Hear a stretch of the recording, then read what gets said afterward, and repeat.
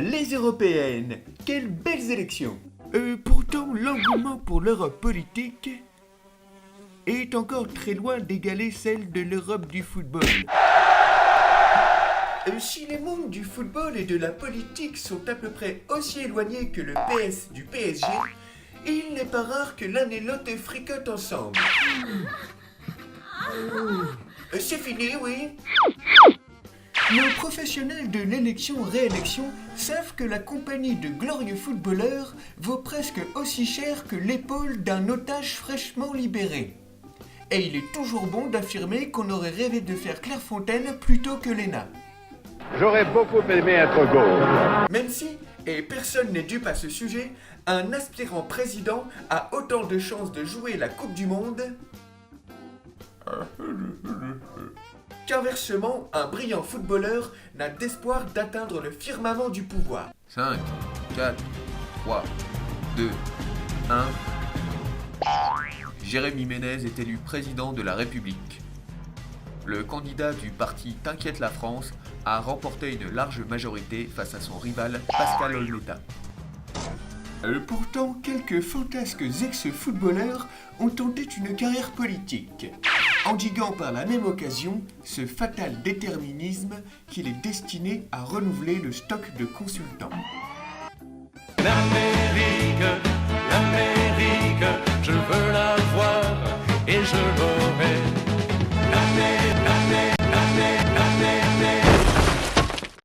Les élus du ballon rond par football Champagne. Pelé dijo que es el Beethoven del fútbol.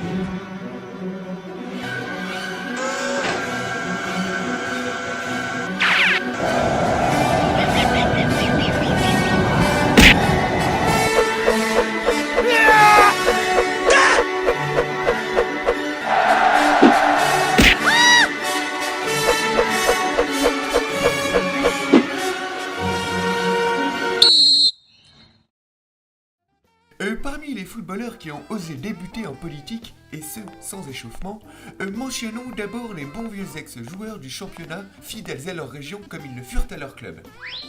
Ils s'appellent Julie à Limonest, Cobos à Nice, Savidan à Angers ou encore Rouillé à Nancy, et sont appelés à occuper tout naturellement le poste d'adjoint au sport.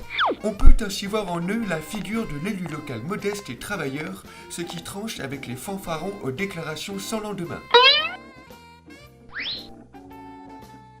Et qui, fort heureusement, n'ont jamais vraiment battu campagne que pour Quick ou pour Nike. Au revoir. Si les vedettes du foot français n'ont jamais attrapé le virus de la politique, les exemples de stars locales embrassant une prometteuse carrière politique sont nombreux à l'étranger. C'est le cas notamment d'Albert Gudmundsson et de Georges Weah, qui ont en commun d'avoir joué à la pointe de l'attaque du AC Milan et de s'être présenté à l'élection présidentielle. Albert, c'est un peu le Fabius islandais, puisqu'avant d'échouer à la présidence de la République en 1980, il a été ministre des Finances puis de l'Industrie, et comme Lolo, il finit dans la diplomatie avec un poste d'ambassadeur en France. Georges, lui, a voulu décrocher le pompon trop vite, sans passer par la caisse Parlement.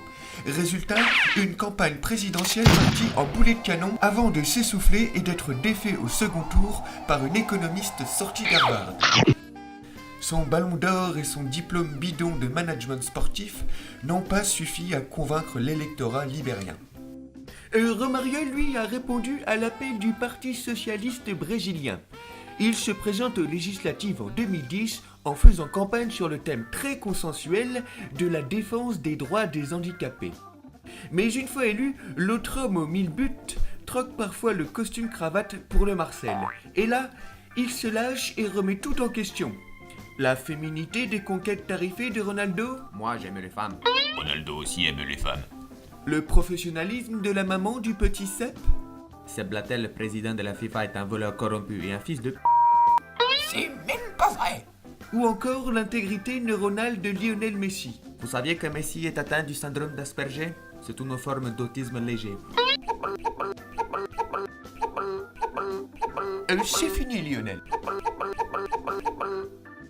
En Amérique latine, une autre tête d'affiche des 90s a récemment fait parler de lui, l'emblématique colombien Carlos Valderrama. Il a annoncé en novembre dernier son intention de briguer un poste de sénateur pour le parti OU. Tous les médias ont alors relayé l'information de sa déclaration d'entrée en campagne. Mais le lendemain, ce cher Carlos annonçait qu'il renonçait finalement à sa candidature sans qu'aucun média international n'en parle. Bah finalement, je me présente pas. Les gars, y a quelqu'un? Pauvre Carlos. Il est vrai que peu de ces candidats en herbe sont pris au sérieux et en effet, il n'est pas si aisé de passer de l'importance et les 3 points à l'importance et les 3 points de croissance. À ce titre, voyez juste le bilan de Marc Wilmots après 4 ans passés au Sénat belge. Éloquent, non? Allez, sabrons.